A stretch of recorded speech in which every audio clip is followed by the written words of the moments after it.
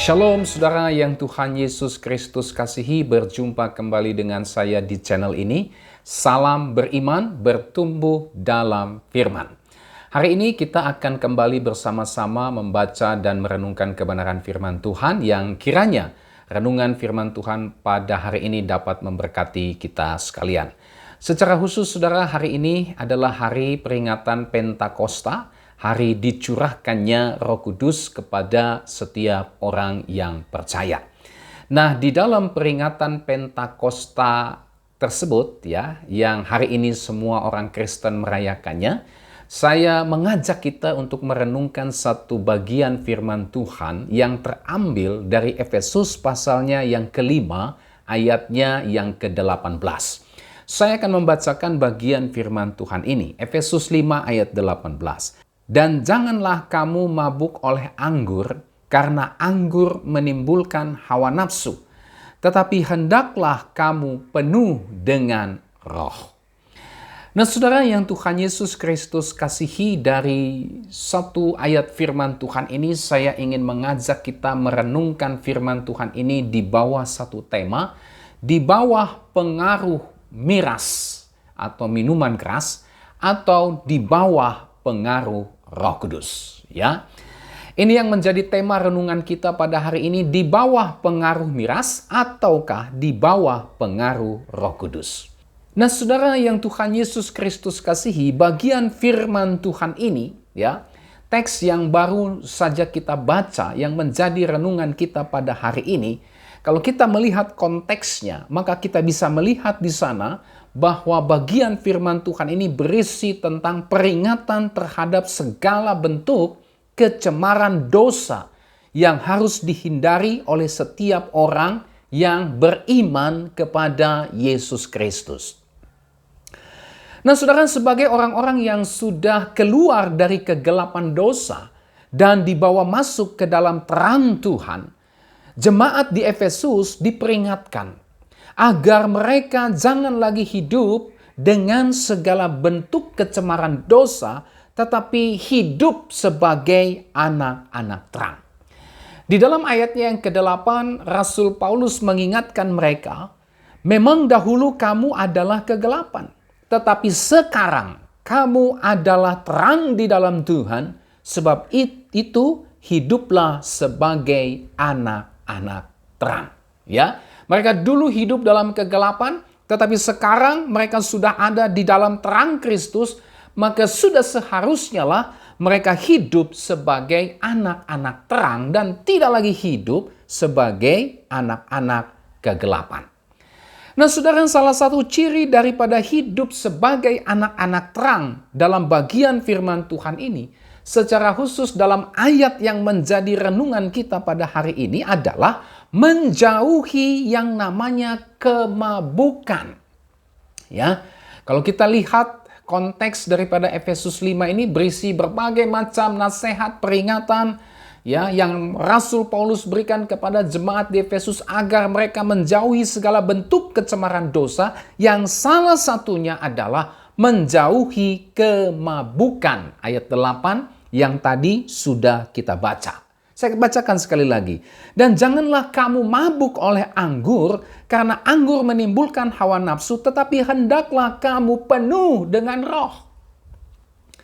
Saudara, Rasul Paulus menasehati jemaat di Efesus, ya, agar sebagai anak-anak terang, mereka harus menjauhi yang namanya kemabukan, dosa kemabukan. Nah, mengapa Rasul Paulus memperingatkan jemaat di Efesus untuk menjauhi kemabukan? Ya, salah satu alasannya itu tadi. Karena anggur menimbulkan hawa nafsu. Ya, itu menjadi salah satu alasannya. Tetapi saudara, kalau kita melihat seluruh ajaran Alkitab, maka kita bisa menemukan bahwa firman Tuhan memberikan berbagai macam alasan mengapa kita sebagai anak-anak terang, mengapa kita sebagai orang yang sudah ada di dalam Kristus, mengapa kita yang adalah orang-orang yang beriman kepada Kristus harus menjauhi kemabukan. Ya, ada beberapa alasan. Pertama, saudara, mabuk itu adalah dosa perbuatan daging dan hawa nafsu. Ini alasan yang pertama. Mengapa firman Tuhan, mengapa Alkitab mengajarkan setiap orang percaya, setiap kita yang beriman kepada Kristus untuk tidak lagi hidup dalam dosa kemabukan? Kenapa? Karena kemabukan atau mabuk-mabukan ini adalah dosa perbuatan daging dan hawa nafsu. Galatia pasal 5 ayat 19-21 mencatat, perbuatan daging telah nyata, yaitu percabulan, kecemaran, hawa nafsu, penyembahan berhala, sihir, perseteruan, perselisihan, iri hati, amarah, kepentingan diri sendiri, percideraan, roh pemecah, kedengkian, kemabukan, pesta pora, dan sebagainya.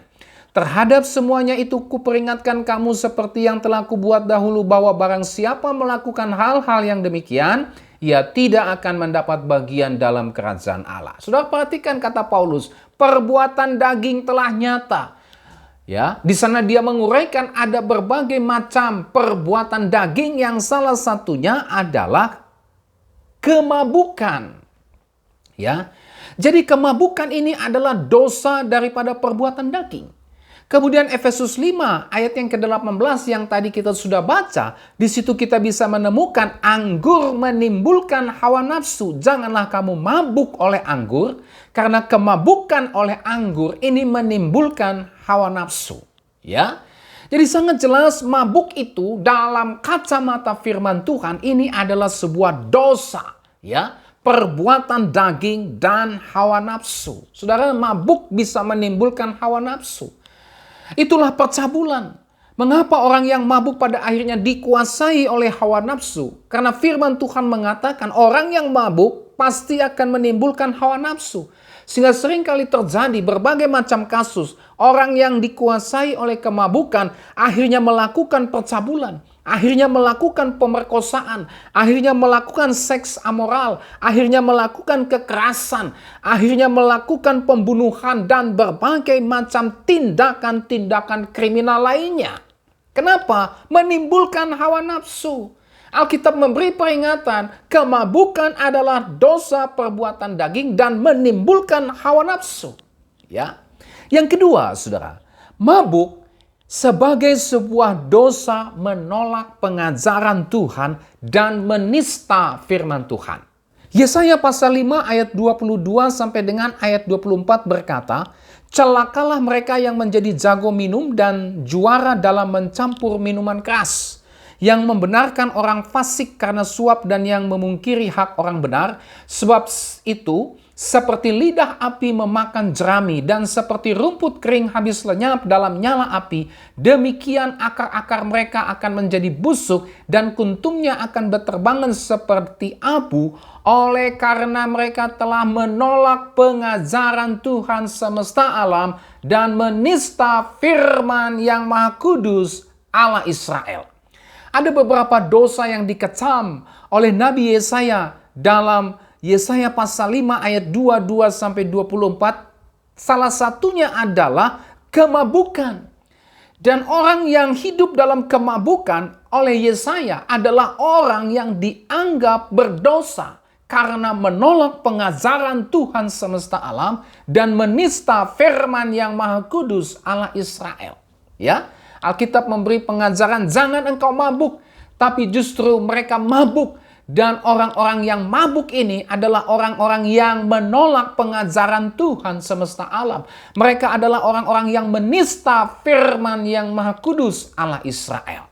Jadi saudara, orang yang gemar mabuk, para pemabuk ini adalah orang yang menolak pengajaran Tuhan semesta alam dan yang menista firman yang Maha Kudus Allah Israel. Tak peduli kamu berapa kali ke gereja. Tak peduli kamu memberikan persembahan kepada Tuhan. Tapi kalau kamu masih gemar dengan kemabukan, kamu masih suka mabuk-mabukan, maka kamu sedang menolak pengajaran Tuhan semesta alam, maka kamu sedang menista firman yang Maha Kudus Allah Israel. Ya, saya seringkali menemukan kasus orang Kristen membuat ibadah ucapan syukur, entah itu ucapan syukur ganti tahun, entah itu ucapan syukur atau pesta pernikahan, ulang tahun, masuk rumah baru, dan sebagainya. Diawali dengan ibadah, diawali dengan mendengarkan firman Tuhan. Tetapi setelah itu, saudara, ditutup dengan pesta miras. mabuk-mabukan. Ya, ini sangat tragis sekali. Dengarkan firman Tuhan, tetapi setelah mendengar firman Tuhan justru mabuk. Ya, justru setelah mendengar firman Tuhan malah menolak pengajaran Tuhan, malah sengaja menista firman yang Maha Kudus Allah Israel. Ngeri, saudara. Ya, datang ibadah, habis ibadah pesta miras. Datang ibadah mengucap syukur, habis mengucap syukur mabuk-mabukan. Bayangkan saudara, dengar tapi justru menolak pengajaran Tuhan semesta alam. Dengar tapi justru menista firman yang Maha Kudus Allah Israel dengan mabuk-mabukan. Yang ketiga, pemabuk tidak akan masuk surga. 1 Korintus 6 ayat 9-10 mencatat, atau tidak tahukah kamu bahwa orang-orang yang tidak adil tidak akan mendapat bagian dalam kerajaan Allah? Janganlah sesat. Orang cabul, penyembah berhala, orang bersinah, banci, orang pemburit, pencuri, orang kikir, pemabuk, pemfitnah, dan penipu tidak akan mendapat bagian dalam kerajaan Allah. Rasul Paulus menguraikan dosa-dosa yang membuat orang tidak akan mendapat bagian dalam kerajaan Allah atau tidak masuk surga. Salah satunya adalah pemabuk. Pemabuk tidak akan pernah masuk dalam kerajaan sorga. Tak peduli kau Kristen sejak lahir. Tak peduli setiap hari Minggu. Mungkin saja engkau rajin beribadah. Ya. Tak peduli engkau memberi persembahan kepada Tuhan, ke gereja. Tetapi selama engkau masih hidup dalam dosa kemabukan, selama engkau masih gemar mabuk-mabukan, tidak mau bertobat dari kemabukan, maka sesungguhnya engkau tidak akan mendapat bagian dalam kerajaan Allah. Engkau tidak akan masuk ke dalam sorga. Galatia 5 ayat 19-21, perbuatan daging telah nyata, yaitu percabulan, kecemaran, hawa nafsu, penyembahan berhala, sihir, perseteruan, perselisihan, iri hati, amarah, kepentingan diri sendiri, percideraan, roh pemecah, kedengkian, kemabukan, pesta pora, dan sebagainya. Terhadap semuanya ini kuperingatkan kamu seperti yang telah kubuat dahulu, bahwa barang siapa melakukan hal-hal yang demikian, ia tidak akan mendapat bagian dalam kerajaan Allah. Rasul Paulus menasihati jemaat di Galatia. Ya, dia menguraikan berbagai macam perbuatan daging, salah satunya adalah kemabukan. Dan Paulus memberikan sebuah warning, memberikan sebuah peringatan yang sangat keras. Barang siapa melakukan hal-hal yang demikian, barang siapa yang masih hidup dalam kemabukan, mencintai kemabukan, dia tidak akan mendapat bagian dalam kerajaan Allah. Ya. Ini yang ketiga, pemabuk tidak akan masuk ke surga. Yang keempat, pemabuk dikutuk Tuhan. Yesaya 5 ayat 11, celakalah mereka yang bangun pagi-pagi dan terus mencari minuman keras, dan duduk-duduk sampai malam hari sedang badannya dihangatkan anggur.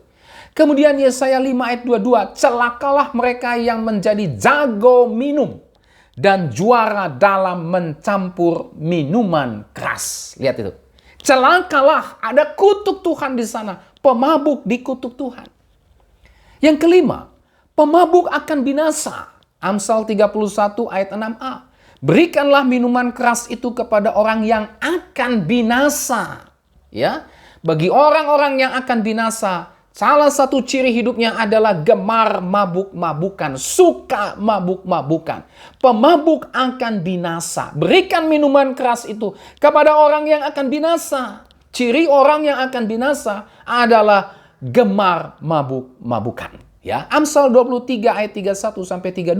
Jangan melihat kepada anggur. Kalau merah menarik warnanya dan mengilau dalam cawan yang mengalir masuk dengan nikmat, tetapi kemudian memagut seperti ular dan menyemburkan bisa seperti beludak. Ya, nikmat, enak, ya. Tetapi rupanya kenikmatan itu justru membawa kepada kebinasaan.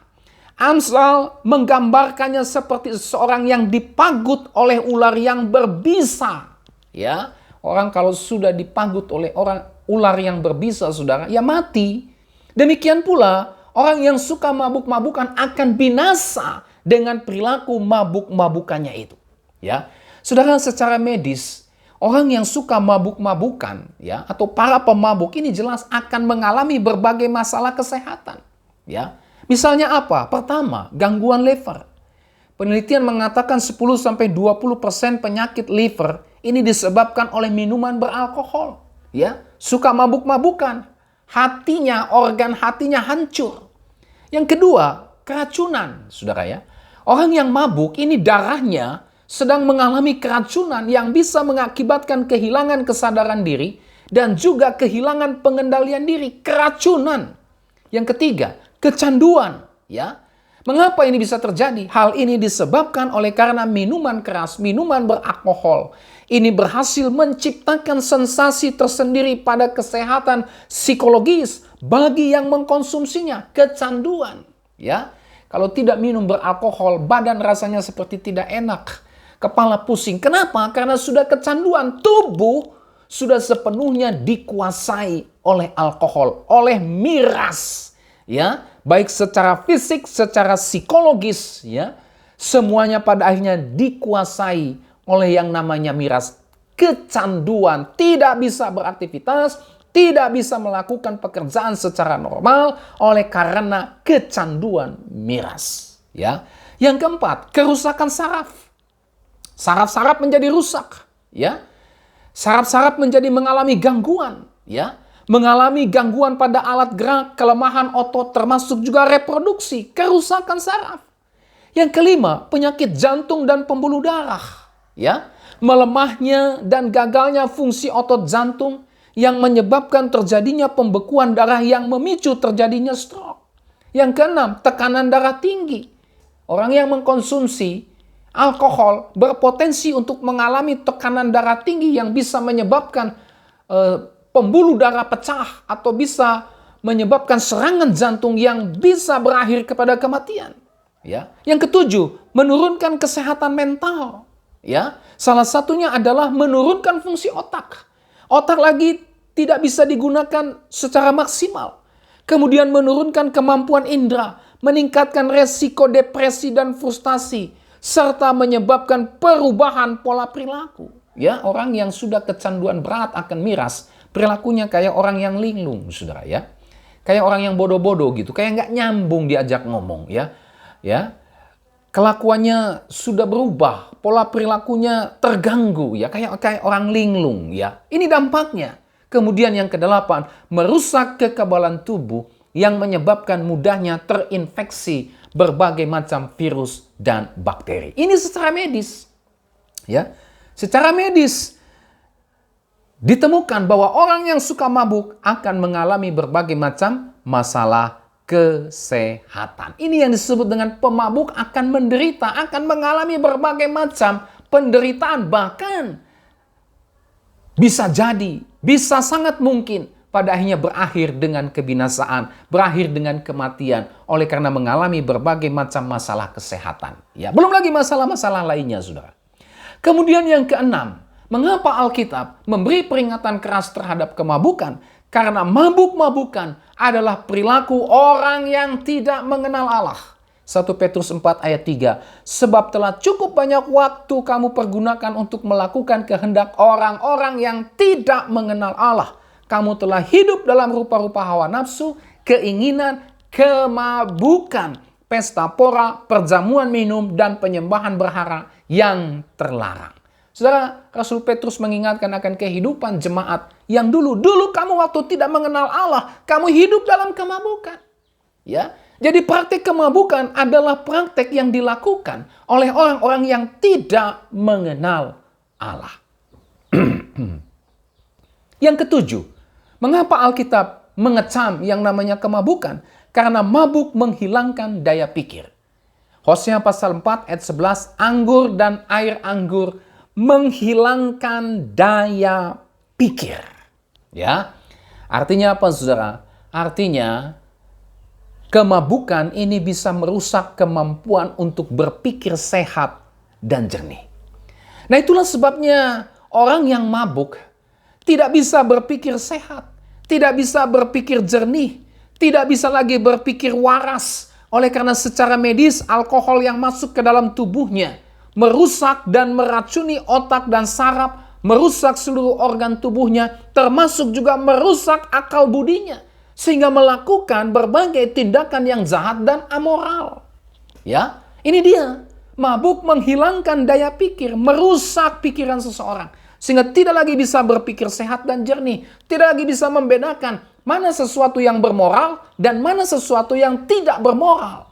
Malah orang yang dikuasai kemabukan cenderung untuk melakukan berbagai tindakan yang jahat dan amoral. Kenapa? Tadi kita sudah lihat bahwa Efesus 5 ayat 18, orang yang mabuk menimbulkan hawa nafsu.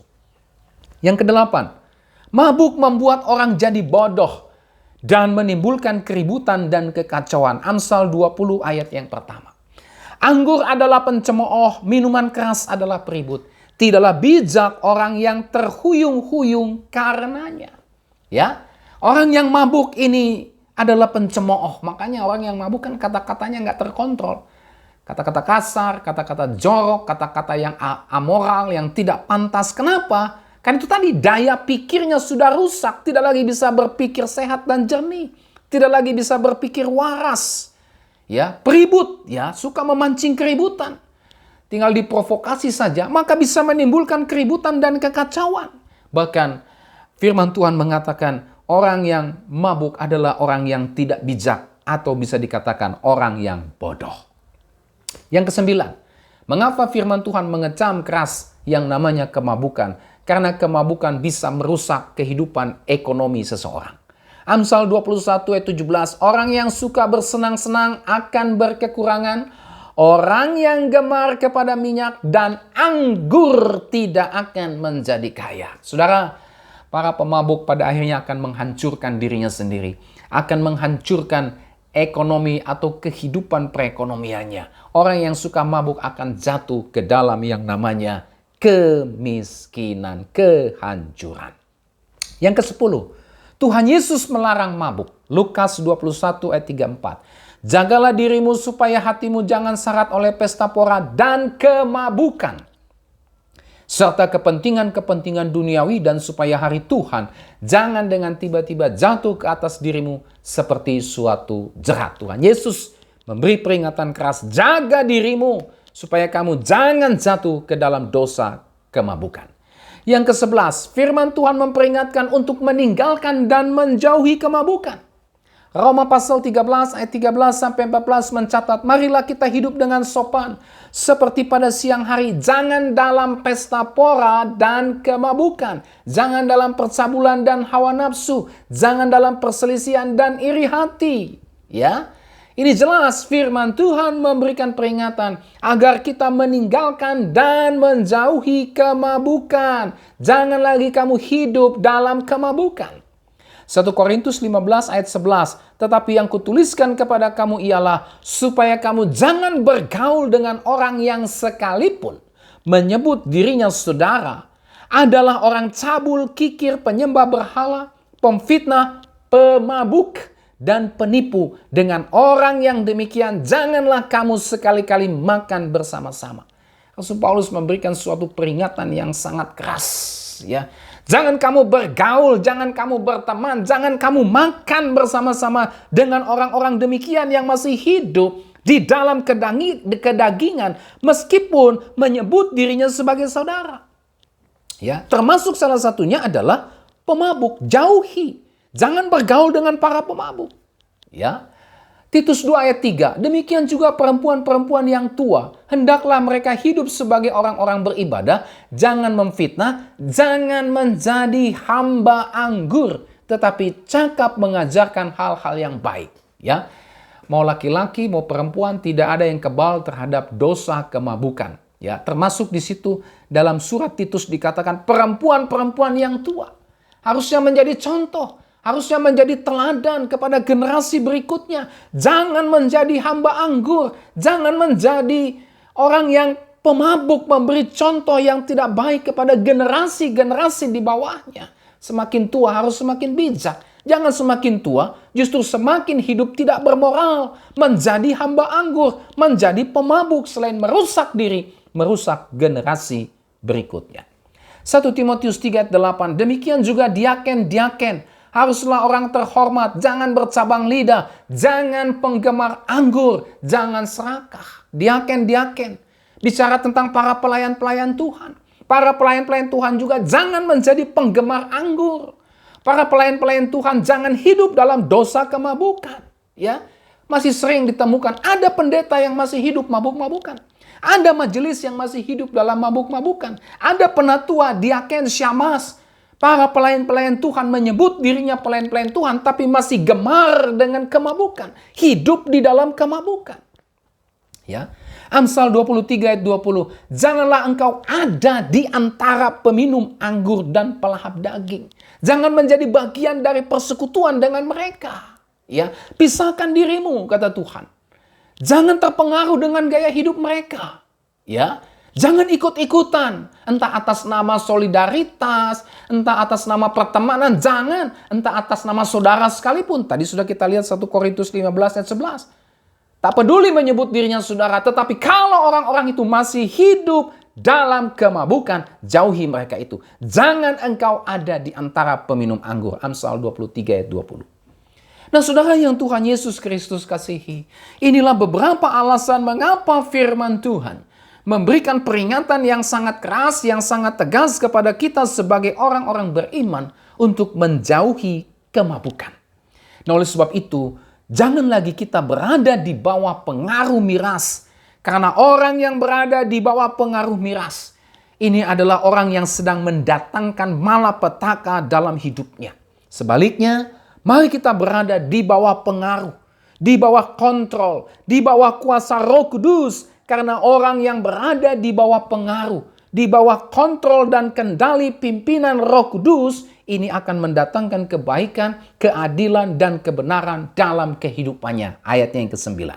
Sekali lagi, firman Tuhan mengingatkan kepada kita. Mabuk adalah dosa di hadapan Tuhan. Mau mabuk sedikit atau banyak, tetap adalah sebuah dosa di hadapan Tuhan. Ya, jangan coba-coba mencari-cari alasan. Saya mabuk sedikit, tidak seperti orang itu banyak-banyak. Tidak, mau mabuk sedikit, mau mabuk banyak, tetap adalah sebuah dosa di hadapan Tuhan. Dan perlu kita perhatikan baik-baik, Tuhan benci pemabuk. Ya, tetapi kabar baiknya, Tuhan juga memanggil para pemabuk agar bertobat dari dosa kemabukan. Dan hanya Tuhan Yesus Kristus sajalah yang bisa melepaskan kita dari dosa kemabukan. Nah, oleh sebab itu, saudara, sebagai orang-orang yang beriman kepada Kristus, mari kita membuang dan menjauhi segala bentuk kemabukan yang merupakan dosa yang dibenci Tuhan. Bukankah kita sudah didiami oleh Roh Kudus? Kalau orang yang sudah didiami oleh Roh Kudus, kalau kita sudah didiami oleh Roh Kudus, kalau kita sudah mengalami Pentakosta dalam kehidupan kita, maka kita akan membenci dan menjauhi segala bentuk kemabukan yang merupakan dosa yang dibenci oleh Tuhan. Ya, bagaimana caranya supaya kita bisa menjauhi dan membuang segala bentuk kemabukan yang merupakan dosa yang dibenci Tuhan itu? Pertama, kalau kita mengadakan pesta, kalau saudara bikin pesta, entah itu pesta pernikahan, pesta ulang tahun, ya, atau pesta mungkin kematian, pesta syukuran, ya, pesta pergantian tahun dan sebagainya, maka jangan saudara sediakan miras untuk dikonsumsi oleh para tamu. Kenapa? Ya, kita tidak bisa mengontrol para tamu itu untuk tidak mabuk. Kita tidak akan pernah tahu bahaya yang mengintai ketika orang mabuk. Saudara tidak bisa mengontrol sikap dan perilaku manusia. Dan saudara tidak akan pernah bisa tahu bahaya apa yang siap mengintai ketika saudara membiarkan, memfasilitasi orang mabuk.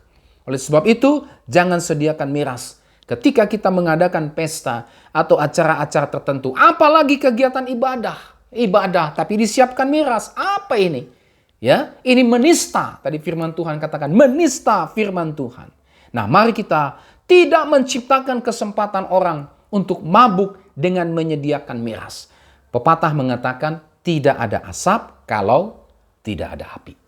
Kedua, jika kita mempunyai kelemahan dalam hal miras dan mabuk, maka jangan kita berkumpul dengan orang-orang yang suka miras dan mabuk. Jangan kita bergaul dengan orang-orang yang suka miras dan mabuk.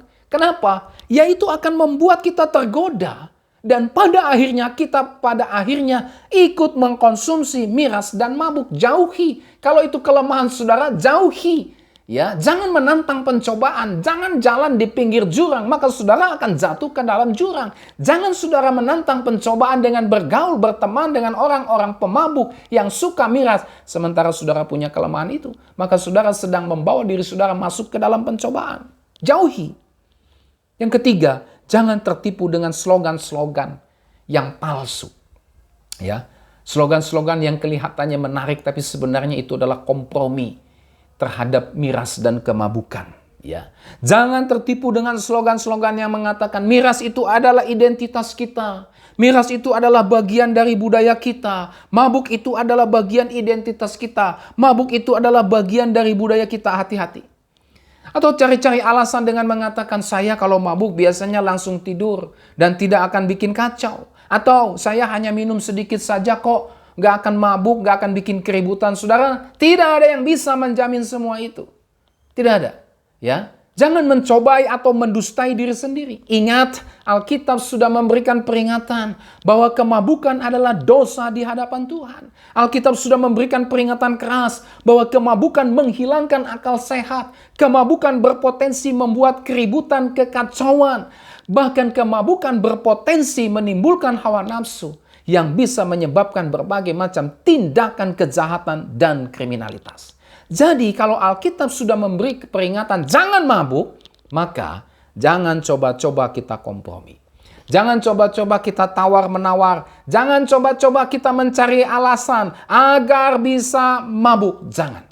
Kalau kita coba-coba kompromi, kalau kita masih cari-cari alasan, tawar-menawar supaya bisa mabuk, maka kita sedang melawan Tuhan. Kita sedang menista Tuhan. Dan kehancuran serta kebinasaan akan kita tuai seperti yang Alkitab katakan. Keempat, mari kita memberi diri untuk dikuasai oleh Roh Kudus. Sehingga kita terhindar dari dosa kemabukan. Dengan memberi diri dikuasai dan dipimpin oleh Roh Kudus, maka kita akan terhindar dari dosa kemabukan. Dengan memberi diri dikuasai dan dipimpin oleh Roh Kudus, maka kita akan bijak di dalam menggunakan atau mengkonsumsi miras. Pertama, kita akan bijak menggunakannya misalnya untuk kepentingan kesehatan tubuh kita. Ya, bukan berarti miras dilarang sama sekali, tidak. Ya, ada manfaatnya. Kita mengendalikan miras, bukan kita dikendalikan oleh miras.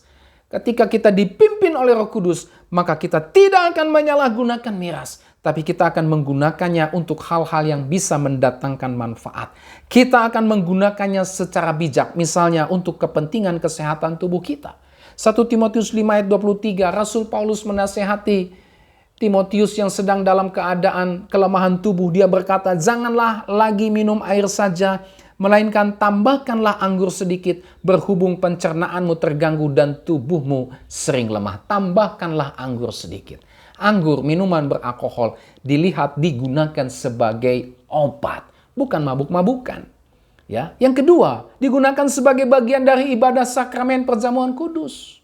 Miras atau minuman beralkohol ini digunakan dalam sakramen perjamuan kudus sebagai simbol pengorbanan Yesus untuk menyelamatkan manusia berdosa. Saya sering mendengar, ya, setelah perjamuan kudus, sisa anggur dari perjamuan kudus dipakai mabuk-mabukan. Saudara, ini mengerikan sekali.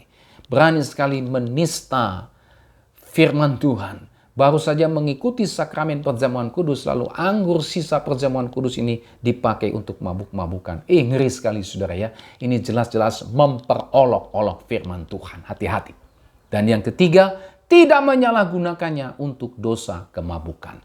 Inilah orang yang dipenuhi oleh Roh Kudus, bukan dipenuhi atau dipengaruhi oleh minuman keras dan kemabukan. Nah, oleh sebab itu saudara, mari melalui firman Tuhan ini kita diingatkan kembali dalam peristiwa Pentakosta, hari dicurahkannya Roh Kudus kepada kita. Jangan biarkan diri kita dipengaruhi atau dikuasai oleh miras, oleh kemabukan, tetapi biarlah kita dipengaruhi dan dikuasai oleh Roh Kudus. Kiranya firman Tuhan memberkati saudara hari ini. Sampai kita berjumpa kembali. Selamat Hari Pentakosta. Tuhan Yesus memberkati kita dengan firman-Nya. Shalom.